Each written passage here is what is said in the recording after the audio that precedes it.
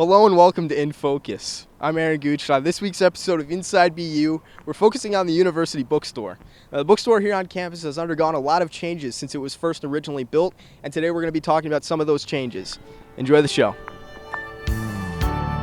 The building that houses the university store has one of the more interesting histories out of all the buildings on campus because it has had 3 different lives over the years. The land that the bookstore now stands on was purchased in the 1880s. Nothing became of the land until the 1890s when students at the Bloomsburg State Normal School became more interested in athletics. The land was eventually then used for tennis courts for the students. These courts remained on the land for about 60 years, all the way up to the 1950s. At this time, the student population was growing, and the university decided that it needed a proper dining hall. So in 1955, the university drew up the plans for the new college commons to be built over the tennis courts on campus. The college commons opened on April 23, 1957, and it cost the university $450,000.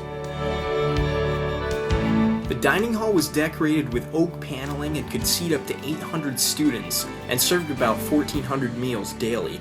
However, within 10 years of the opening of the college commons, the university enrollment had tripled to up to 3,000 students, and it was projected to grow even larger.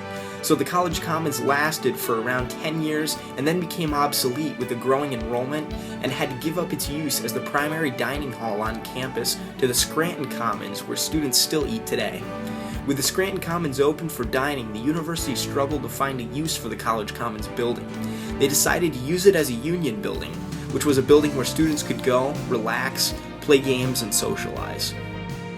One of the artifacts, interesting items that the University Archives has is the original dedication plaque for the old College Commons, which opened in 1957.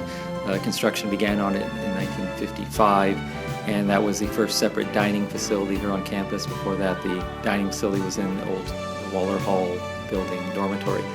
So it's a very heavy metal plaque that was on the wall of the Commons until it was became the university store. But as long as it was the Commons, it was there. But it's a piece of the university's history that's here in the archives. A little heavy to go on display, but something to remember our past and the use of a building that was the Commons for only 13 years and has been many other uses since then. So for 3 years, the old College Commons was a union where students could go and just hang out. After its use as a union building, the university decided that the building would be more suitable for the new college bookstore. In 1974, the building was remodeled and made into the primary bookstore on campus. There was also some room in the basement level of the building, which later became the home of the campus police and still is to this day. So since 1974, the building has housed the bookstore and the campus police. In 1991, the mailroom was also moved into the building. Since 1974, the building has served as the bookstore on campus, and in the late 1990s, the building was completely remodeled to keep up to date. The University Bookstore building has had 3 distinctive lives: as a commons, a union building, and a bookstore. It stands today not only as a bookstore, but also as a building that houses the campus police department and the mailroom.